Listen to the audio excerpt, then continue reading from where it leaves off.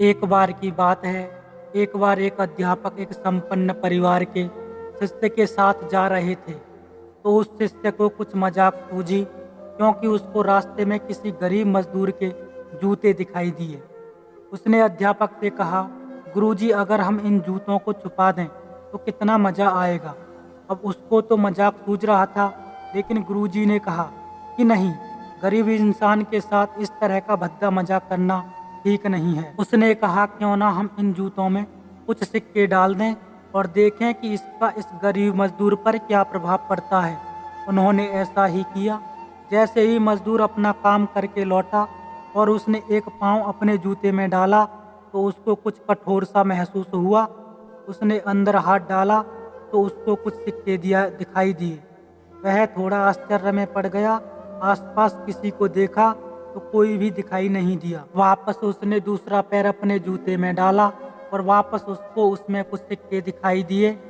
अब दोनों जूतों के सिक्कों को उसने अपने हाथों में रखा और प्रभु की तरफ इशारा किया, हे प्रभु, पता नहीं किस भले मानुस ने यह सिक्के मेरे जूतों में छुपाए हैं, लेकिन जिसने भी छुपाए हैं उसको मेरी दुआ है, ताकि इन पैसों से मैं अपने बच्चों और पत्नी के लिए कुछ खाना और दवाइयाँ ला सकूँगा।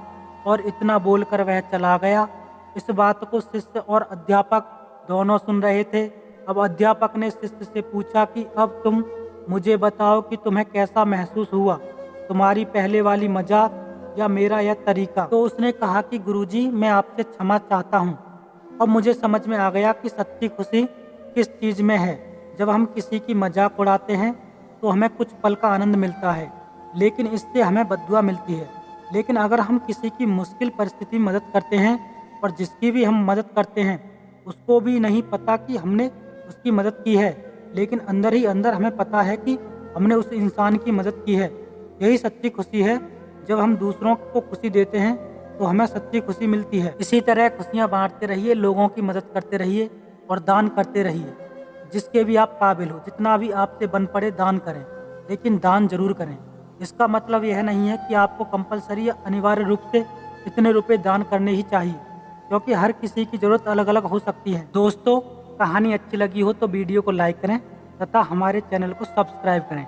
धन्यवाद।